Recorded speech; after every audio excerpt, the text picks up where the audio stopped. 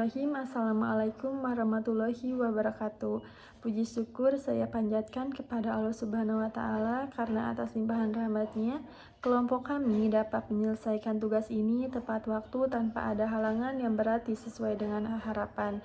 Yang terhormat Ibu dosen, Ibu Sari Fitrah MPD sebagai dosen pengampu, bimbingan dan konseling perkembangan serta teman-teman yang saya banggakan. Terima kasih telah mengikuti perkuliahan melalui sistem pembelajaran asinkronus. Kelompok kami akan menyampaikan materi terkait peranan konselor dan personal sekolah lainnya. Kami di sini beranggotakan 3 orang. Yang pertama saya sendiri, Putri Melati, ada Teh Susanti Mulyani, dan juga Kang Janis Ardo. Yang pertama ada definisi bimbingan dan konseling.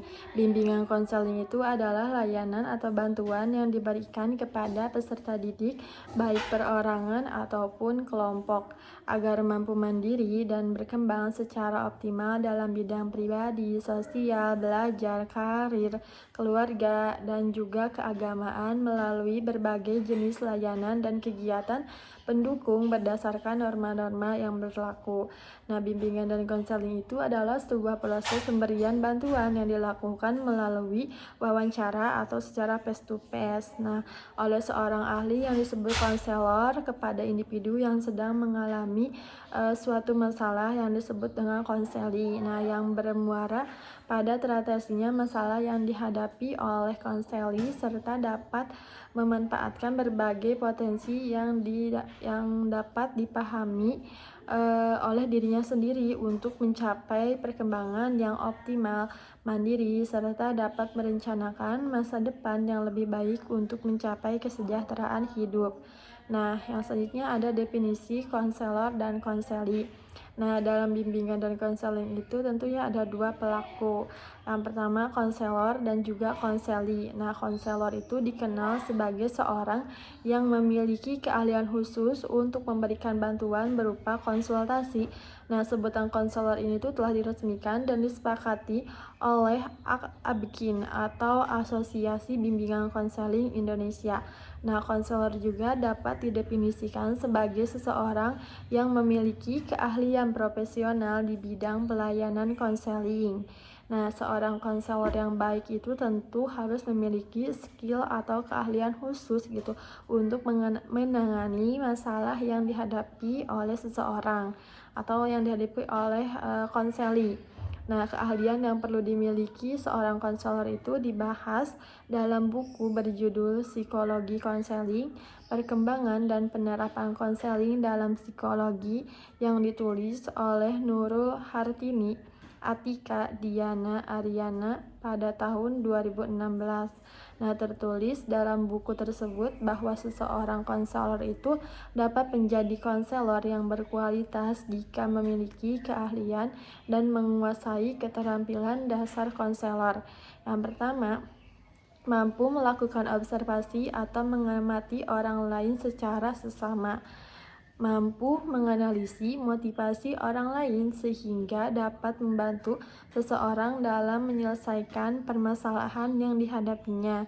Mampu mendorong orang lain untuk mengungkapkan perasaannya, mampu melakukan konfrontasi atau menyatakan secara tegas pada konseli terkait hal-hal yang perlu disesuaikan.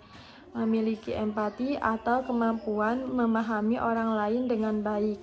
Nah, berdasarkan penjelasan tersebut, kita itu dapat mengetahui bahwa seorang konselor memiliki tugas khusus gitu, yaitu menjadi pendengar bagi seseorang yang berkonsultasi atau bagi konseli kepada konselor berupa masalah terkait dengan kesehatan mental seperti masalah gangguan kecemasan, kesulitan dalam mengelola emosi, depresi, dan masalah mental lainnya.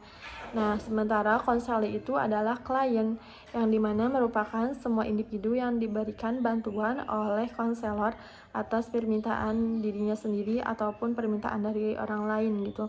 Nah, di samping itu klien juga adalah orang yang perlu memperoleh perhatian sehubungan dengan masalah yang dihadapinya gitu. Namun demikian, keberhasilan mengatasi masalah itu sebenarnya sangat ditentukan oleh pribadi klien itu sendiri gitu. Jadi adapun kan klien yang datang dengan kemauan dirinya sendiri gitu, karena dia tuh sadar di dalam dirinya tuh ada sesuatu yang kurang gitu atau masalah yang memerlukan bantuan seorang ahli. Adapun seseorang yang mengikuti saran orang lain atau atas bukan kemauan dirinya gitu, jadi permintaan orang terdekatnya gitu. Peranan konselor dalam bimbingan dan konseling di sekolah. Ada 3 peranan pokok konselor dalam melaksanakan layanan bimbingan dan konseling kepada peserta didik. Yang pertama, konseling. Yang kedua, bimbingan dalam kelompok besar. Yang ketiga, konsultasi dan koordinasi. ASCA pada tahun 1990. Sementara pada tahun 2000 sampai 2001 ASCA itu menambah satu lagi peranan konselor, yaitu koordinasi. Nah, yang pertama ada konseling, yang dimana merupakan hubungan kerja yang rahasia antara konselor dengan konseli, baik secara perorangan maupun secara kelompok kecil dalam upaya membantu konseli belajar yang lebih baik untuk memecahkan atau mengatasi masalahnya. Nah, konselor itu membantu konseli untuk mengeksplorasi dan memahami makna pribadinya yang terkait dengan belajar dan perkembangan. Nah, proses ini juga sebaiknya diakhiri dengan membantu konseli dalam memecahkan masalahnya, keterampilan dan mengambil keputusan secara sukses. Nah, itu menurut Hannah Ford pada tahun 1991. Nah, membagi konseling dalam 3 bidang, yaitu akademis, karir, dan juga perkembangan atau preventif. Yang selanjutnya ada bimbingan dalam kelompok besar. Nah, ini tuh merupakan layanan untuk memfasilitasi perkembangan akademik, karir, dan juga pribadi dan sosial bagi seluruh peserta didik. Nah, layanan ini juga terkait dengan pelaksanaan kolaborasi bersama guru-guru atau pihak sekolah lainnya. Jadi semuanya ikut terlibat gitu. Nah, yang selanjutnya konsultasi.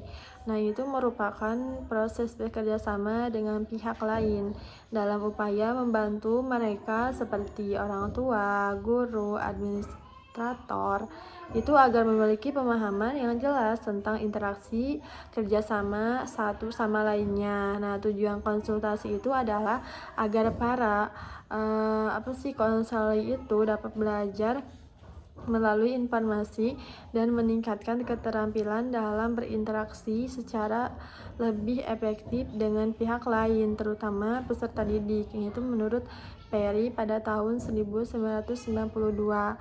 Nah, konsultasi itu kan merupakan sebuah proses kerjasama dengan pihak kedua seperti orang tua ataupun guru secara langsung ataupun tidak gitu, untuk membantu pihak ketiga yaitu peserta didik. Nah, tujuan layanan itu adalah untuk membantu peserta didik agar lebih berhasil dalam pendidikannya. Dan yang terakhir ada koordinasi, yaitu merupakan proses kepemimpinan yang diperankan konselor dalam membantu pengorganisasian dan pengelolaan program konseling. Nah, aktivitas konselor dalam melaksanakan fungsi koordinasi itu adalah menjalin kerjasama dengan pihak sekolah dan masyarakat seperti instansi pemerintah, swasta, dengan orang tua, psikologi, dokter, atau juga ulama. Nah, terus juga mengorganisasi program mentoring. Yang selanjutnya membentuk dan mengarahkan kelompok-kelompok studi peserta didik. Yang selanjutnya pemberian layanan bimbingan kelompok dalam jumlah kecil sebagai strategi layanan preventif atau perkembangan yang melibatkan beberapa orang peserta didik. Secara umum, peranan konselor itu melakukan need assessment yang terkait dengan karakteristik peserta didik, tugas-tugas perkembangan, masalah-masalah yang dialami, serta motivasi belajar dan lain sebagainya. Mengorganisasikan dan mengelola program bimbingan dan konseling, memberikan informasi tentang berbagai aspek kehidupan yang berguna bagi peserta didik, seperti bagaimana sih cara-cara belajar yang efektif itu seperti apa, membangun sikap dan kebiasaan belajar yang positif itu seperti apa, sikap kerjasama dan toleransi, mengelola stres, etika pergaulan, bahayanya merokok atau minum minuman keras atau miras atau alkohol gitu, free sex dan nafsa atau narkoba gitu, dan dunia kerja. Nah, memberikan layanan bimbingan kelompok kepada peserta didik yang terkait dengan aspek pribadi, sosial, akademik, dan juga karir. Baik. Dewasa ini berkembang pemikiran yang lebih futuristik tentang peran konselor di masa depan. Peran konselor tidak hanya sebatas yang 3 aspek di atas, tapi juga menyangkut peran-peran lainnya. Gambaran peran konselor di masa depan itu dapat dilihat pada tabel berikut. Yang pertama adalah masa lampau. Masa lampau, layanan bimbingan dan konseling ini terbatas pada yang satu adalah konseling, kedua adalah konsultasi, dan 3 adalah koordinasi. Pada masa kini, bimbingan konseling ini bertransformasi layanan bimbingan konseling dan layanan proaktif. Yang pertama adalah konseling, konsultasi, koordinasi, kepemimpinan, advokasi, pembentukan tim dan kolaborasi, asesmen dan memanfaatkan data. Dan yang kedelapan adalah memanfaatkan teknologi. Nah, pada bimbingan konseling saat masa depan atau masa kini adalah layanan bimbingan dan konseling ini terprogram dengan baik, terintegrasikan dengan program pelayanan sekolah. Yang pertama adalah konseling, konsultasi, koordinasi, kepemimpinan, advokasi, pembentukan tim, dan kolaborasi. Yang 7 adalah asesmen dan memanfaatkan data. Yang ke-8 adalah teknologi atau ICT, akuntabilitas, mediasi budaya, dan agen perubahan. Adapun peran konselor pada setiap jenjang pendidikan diantaranya yang pertama adalah peran konselor di SD di konseling adalah konseling. Konselor adalah membantu para peserta didik untuk mengerti dan menerima dirinya sendiri secara baik serta meningkatkan tanggung jawab diri mereka sendiri. Lalu yang kedua adalah konsultasi. Konselor bekerja sama para ahli administrasi, guru dan staf untuk memenuhi kebutuhan keperluan peserta didik. Yang ketiga adalah mengidentifikasi masalah peserta didik. Konselor mengkoordinasi dan menginterpretasi informasi untuk membantu peserta didik yang membutuhkan bantuan khusus. Lalu, bantuan bagi orang tua. Konselor mengadakan pertemuan secara individual atau kelompok dengan para orang tua. Lalu, rujukan. Konselor mempersiapkan rujukan-rujukan kepada para ahli atau profesional yang tepat baik di dalam maupun di luar lingkungan sekolah. Lalu, perencanaan program. Konselor mengkoordinasikan kerja berbagai profesional sekolah, para orang tua, dan pihak-pihak lainnya yang tertarik berminat dalam pelaksanaan program bimbingan. Lalu, perkembangan karir. Konselor mengembangkan kesadaran karir peserta didik sebagai bagian dari kurikulum, bimbingan serta konsultasi dengan guru-guru mengenai hal tersebut sebagai bagian dari kurikulum akademik. Lalu, agen perubahan. Agen perubahan, konselor mencoba untuk mengubah kondisi sekolah mungkin mempengaruhi sikap atau perkembangan akademis para peserta didik. Selanjutnya adalah ombudsman. Konselor bertindak sebagai pembela atau pengacara peserta didik. Lalu, pemelihara disiplin. Konselor berkonsultasi dengan guru-guru atau bekerja sama dengan para peserta didik yang tingkah lakunya tidak baik. Lalu, humas. Konselor menjelaskan tentang pentingnya bimbingan dan konseling kepada berbagai konsumen pelayanan bimbingan dan konseling, yaitu para peserta didik, orang tua, guru administrator, dan anggota masyarakat. Peneliti lokal. Konselor juga melaksanakan penelitian lokal seperti mencakup karakteristik pendidik, peserta didik, evaluasi program bimbingan, peserta belajar, peserta didik, dan sejenisnya. Lalu, perencanaan kurikulum. Konselor mengkoordinasikan menyesuaikan kurikulum akademis dengan kebutuhan-kebutuhan khusus. Para peserta didik konselor juga mengkoordinasikan kurikulum bimbingan untuk memastikan bahwa para peserta didik telah terlayani untuk mencapai perkembangan dirinya. Yang terakhir adalah screening. Konselor mewawancari para peserta didik baru dan para orang tuanya, mengkoordinasikan screening dan penilaian serta memastikan bahwa peserta didik ditempatkan di tempat yang tepat. Gilgus dan Shelley pada tahun 1998 dalam menginformasikan peran dan fungsi konselor. Baiklah, Ibu dosen yang saya hormati dan teman-teman yang saya banggakan, izinkan saya untuk memaparkan materi selanjutnya di slide selanjutnya. Di slide ini saya akan mencoba memaparkan mengenai peran konselor pada jenjang pendidikan menengah, yaitu SMP dan SMA, gitu ya. Dan sebelumnya juga sudah dipaparkan oleh rekan saya mengenai bimbingan konseling secara keseluruhan, gitu ya. Kemudian fungsi dari bimbingan konseling itu sendiri dan peran konselor pada jenjang pendidikan SD itu. Nah, dikutip dari sebuah referensi yang pernah saya baca bahwa ASKA pada tahun 1990, yaitu Asosiasi Konselor Sekolah Amerika, menyebutkan bahwa peran konselor itu ada 3, yaitu konseling, konsultasi, dan koordinasi gitu. Tapi pada tahun 2000 sampai 2001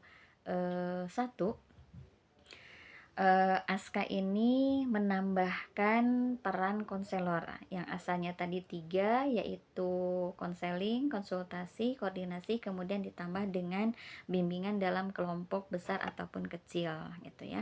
Nah,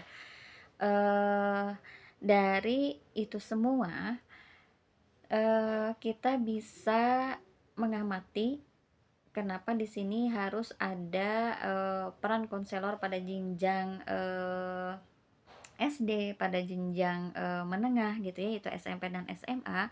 Nah, tentunya di sini ada porsi-porsi bimbingan konseling gitu. Pasti di sini juga akan melibatkan peranan konselor gitu ya. Yang berbeda gitu. Nah, kenapa harus ada perbedaan seperti itu? Karena di sini menyesuaikan dengan kebutuhan peserta didik atau konseli itu sendiri gitu. Jadi kita tidak bisa memukul rata menyamakan gitu ya secara detailnya gitu. Kalau secara general atau fungsi secara umum itu konselor dalam jenjang apapun itu sama gitu ya. Tapi kenapa di sini ada sedikit perbedaan juga untuk jenjang pendidikan di sekolah menengah, yaitu SMP dan SMA? Karena apa? Karena kebutuhan dari bimbingan konseling itu di jenjang SMP dan SMA itu jauh lebih luas dibandingkan dengan kebutuhan bimbingan konseling di jenjang SD gitu ya. Nah, otomatis itu semua akan menuntut konselor untuk berperan dalam bimbingan konseling itu sendiri gitu ya. Nah, di sini saya mencoba untuk membandingkan sedikit sebetulnya ya antara peranan konselor di jenjang pendidikan SMP dan SMA itu yang dituturkan oleh Miller pada tahun 1986 dengan yang dituturkan oleh Stilwell-Tate pada tahun 2001 gitu ya. Nah, di mana ini di sini menurut Miller itu bahwa peran konselor pada jenjang pendidikan menengah itu yang pertama adalah konsultasi dengan para guru mengenai perkembangan keperluan para peserta didik. Nah, ini jelas juga ya di dalam peran konselor yang diungkapkan oleh Stilwell-Tate juga sama gitu ya. Di sana ada kerjasama gitu antara konselor, kemudian guru-guru gitu ya, atau melibatkan personel sekolah lainnya gitu, dan orang tua untuk apa? Untuk memenuhi kebutuhan peserta didik atau konselor ini. Nah, tentunya kebutuhan di sini bukanlah kebutuhan yang bersifat fisik, tapi kebutuhan yang bersifat psikis itu sendiri gitu ya. Nah, kemudian menurut Miller juga peran konselor yang berikutnya itu adalah memberikan informasi tentang program bimbingan kepada para peserta didik gitu.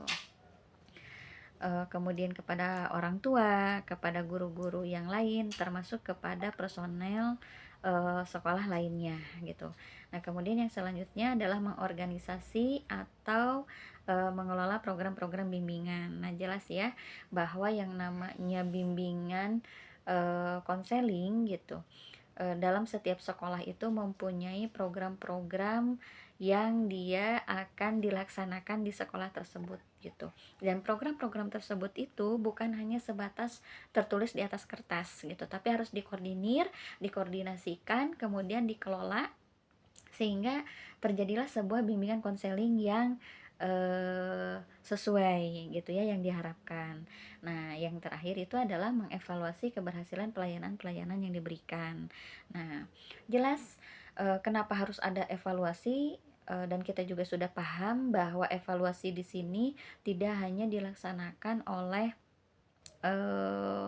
BK saja gitu ya, oleh konselor saja, tapi evaluasi juga di sini dilaksanakan pada setiap kegiatan gitu. Nah, sementara evaluasi yang dilakukan di dalam BK itu adalah mengevaluasi keberhasilan pelayanan-pelayanan yang diberikan kepada peserta didik atau konseli gitu. Dengan tujuan untuk apa? Untuk menentukan apakah program yang kita buat itu tepat sasaran ataukah tidak, untuk menentukan apa nih yang harus dievaluasi, apa nih yang harus diperbaiki, apa nih yang harus ditambahkan, apa nih yang harus dikurangi dari sebuah program pelayanan tersebut gitu ya gitu.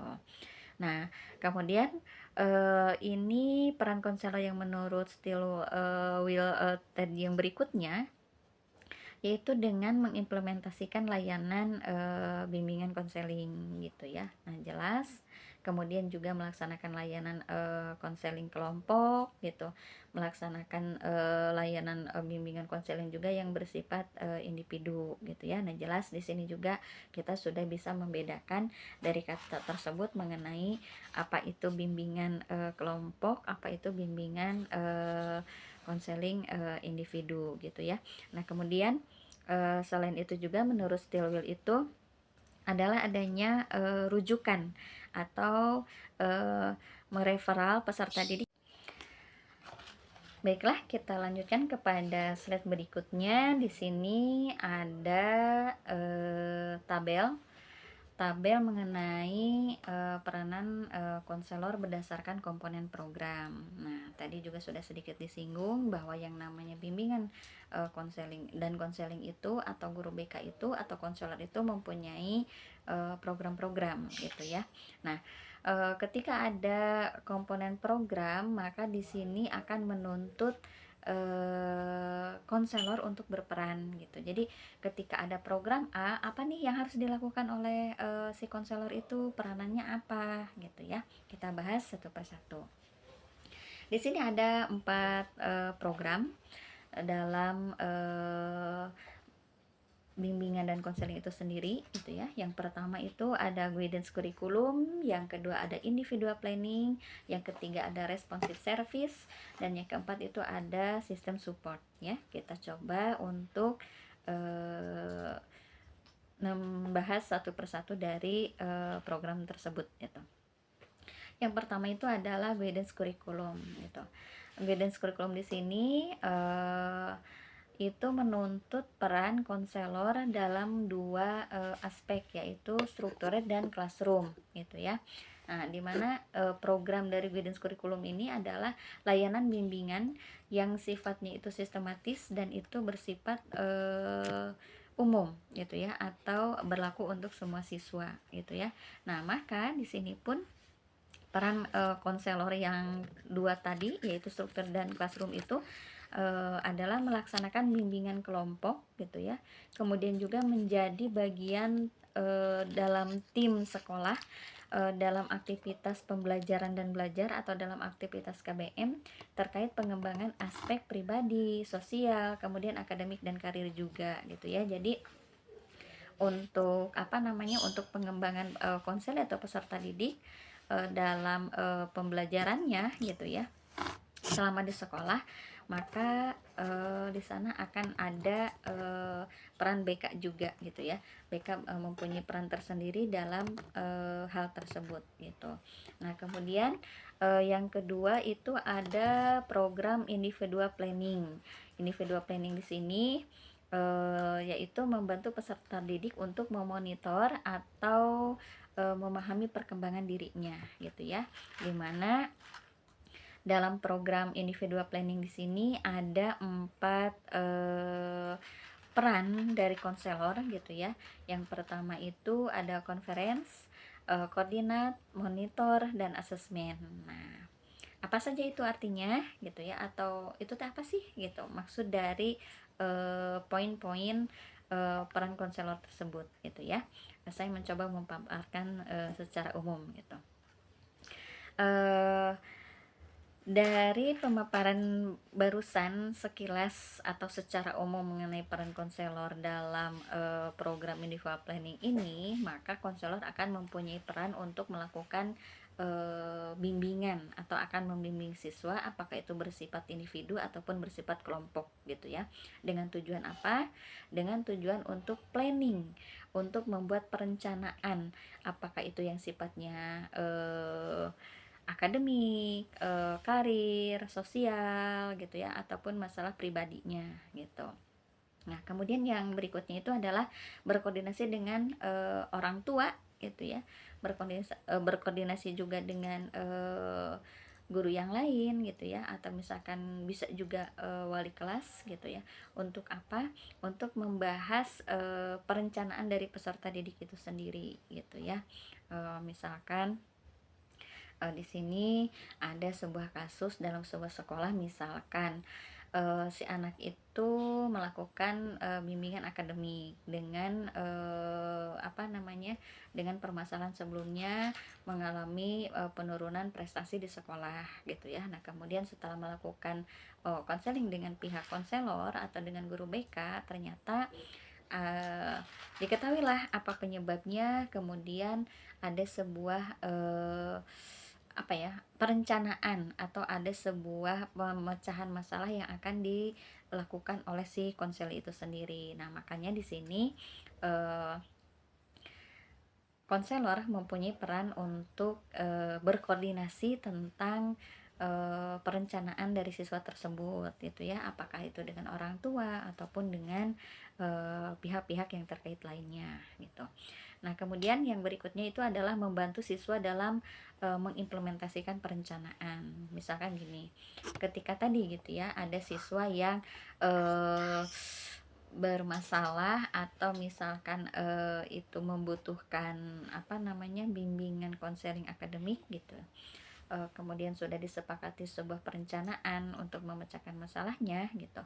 Maka di sini peranan konselor adalah selalu membantu supaya perencanaan tersebut bisa terlaksana atau bisa diimplementasikan oleh konseli gitu. Nah, yang berikutnya itu adalah asesmen gitu. Dimana asesmen di sini itu berfungsi untuk menafsirkan tes dan hasil-hasil pengukuran lainnya secara tepat gitu ya. Nah, misalkan di sini dari hasil asesmen atau dari hasil tes itu sendiri dapat diketahui hasil dari asesmen itu, misalkan si anak itu mengikuti tes atau psikotes yang dilakukan oleh pihak sekolah dan BK misalkan. Nah, maka si BK itu akan mencoba untuk membicarakan atau menafsirkan atau memberikan gambaran kepada konselor tersebut mengenai asesmen itu sendiri gitu, sehingga nanti dia akan membuat perencanaan. Oh iya, ternyata hasil dari psikotes, misalkan psikotesnya itu psikotes tentang intelijensi dan tingkat bakat minat gitu ya. Nah itu bisa merujuk juga kepada bimbingan karir gitu. Oh iya, ternyata saya itu lebih berpotensi di bidang seni misalkan. Nah jadi kira-kira gimana nih cara untuk mengarahkan dan membuat perencanaan. Baik, untuk selanjutnya di sini ada peranan personel sekolah lainnya gitu dalam bimbingan konseling itu sendiri. Kita sudah paham ya bahwa untuk jenjang pendidikan menengah yaitu SMP dan SMA, program dari bimbingan konseling gitu itu jauh lebih luas dibandingkan dengan jenjang pendidikan SD gitu. Nah, otomatis di sini akan menuntut berbagai pihak untuk bekerja sama gitu sehingga bimbingan konseling ini bisa mencapai tujuan yang diinginkan gitu. Nah, di sini personel-personel yang berkaitan itu ada kepala sekolah, kemudian ada wakil kepala sekolah, kemudian juga ada koordinator BK gitu ya. Kemudian ada guru mata pelajaran, ada wali kelas dan ada staf administrasi gitu. Kita coba untuk bahas satu persatu mengenai personil-personil yang terkait itu. Yang pertama itu adalah kepala sekolah. Kepala sekolah itu sebagai penanggung jawab tertinggi dalam pelaksanaan proses pembelajaran di sekolah gitu ya. Nah, kemudian kepala sekolah di sini pun itu sebagai koordinator gitu ya, yang fungsinya itu mengkoordinasi seluruh kegiatan pendidikan gitu ya. Tadi tentang kegiatan belajar mengajar itu ataupun yang bersifatnya itu secara keseluruhan berkaitan dengan sekolah secara umum, termasuk ke dalam program terlaksananya bimbingan dan konseling di sekolah ini gitu ya. Kemudian juga melengkapi dan menyediakan sarana dan prasarana yang dibutuhkan dalam kegiatan bimbingan konseling ini gitu ya. Misalkan dalam sebuah sekolah itu idealnya kita mempunyai ruangan khusus BK gitu ya. Dan ruangan khusus BK itu akan jelas berbeda dengan ruangan seperti di ruang guru ataupun misalkan di ruang kelas gitu. Nah, untuk bisa mengkondisikan dari ruangan BK itu sendiri tentunya membutuhkan yang namanya sarana dan prasarana. Nah, itulah kepala sekolah sebagai pihak tertinggi, sebagai penanggung jawab itu menyediakan dan melengkapi sarana dan prasarana untuk tadi gitu ya, untuk melengkapi ruangan BK sendiri itu sehingga bimbingan dan konseling itu bisa terlaksana dengan baik dan nyaman gitu ya. Misalkan untuk bisa lebih nyamannya itu disediakanlah sofa gitu ya untuk proses konseling itu gitu ya. Jadi jangan sampai konseling itu dilakukan di mana saja gitu. Kemudian kita juga gimana caranya untuk menjaga kode etik kerahasiaan dari konsel itu gitu ya. Kan kita nggak mungkin misalkan menangani atau melakukan pelayanan konseling di depan orang-orang gitu ya, atau misalkan ketika ada guru-guru yang lain kita melakukan konseling di sana gitu. Nah, tapi di sini ada spot tertentu gitu ya, ada ruang tertentu atau misalkan meja tertentu yang itu dikhususkan untuk melakukan konseling itu sendiri gitu. Nah, kemudian juga membangun hubungan kerja yang kooperatif antara konselor, guru, dan staf administrasi. Nah, jelas di sini pun yang menghubungkan peranan antara yang satu dengan yang lain itu adalah kepala sekolah gitu. Yang berikutnya itu adalah wakil kepala sekolah. Nah, wakil kepala sekolah di sini jelas fungsinya sebagai wakil dari penanggung jawab gitu ya. Beliau akan berperan untuk mengkoordinasikan pelaksanaan layanan bimbingan dan konseling kepada semua personil sekolah gitu. Kemudian tugas utamanya itu adalah sebagai wakil dari kepala sekolah gitu. Nah, yang berikutnya itu adalah koordinator program bimbingan dan konseling atau koordinator BK gitu ya.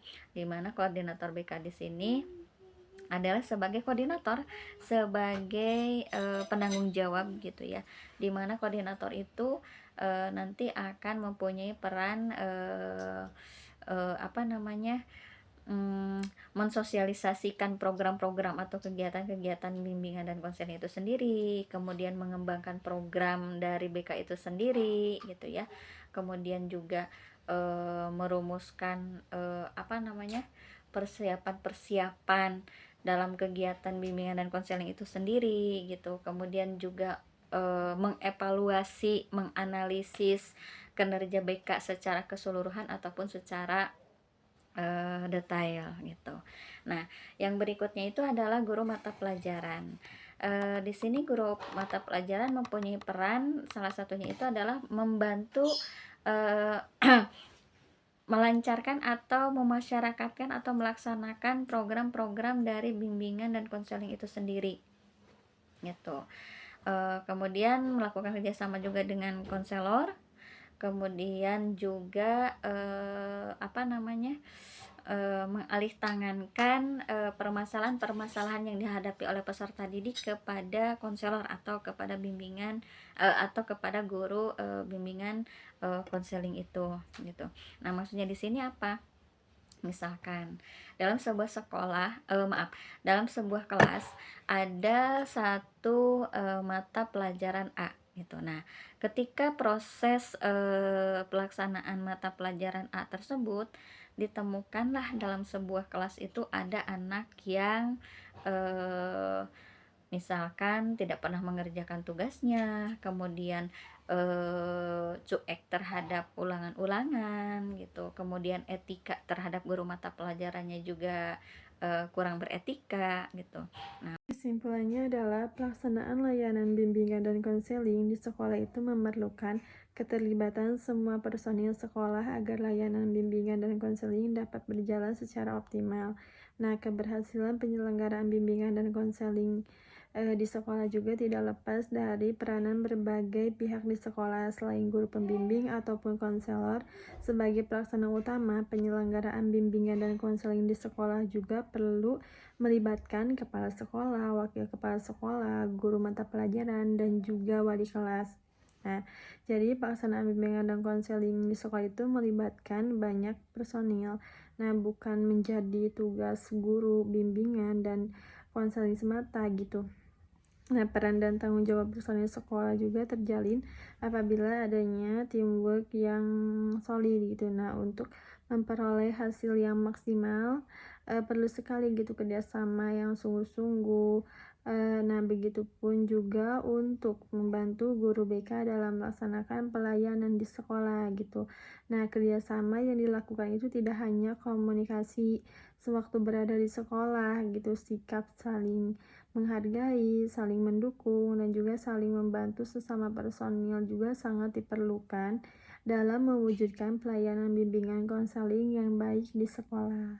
Mungkin itu saja yang dapat kelompok kami sampaikan. Mohon maaf bila masih banyak kurangnya, dan apabila ada kata yang kurang berkenan, mohon dimaafkan. Wassalamualaikum warahmatullahi wabarakatuh.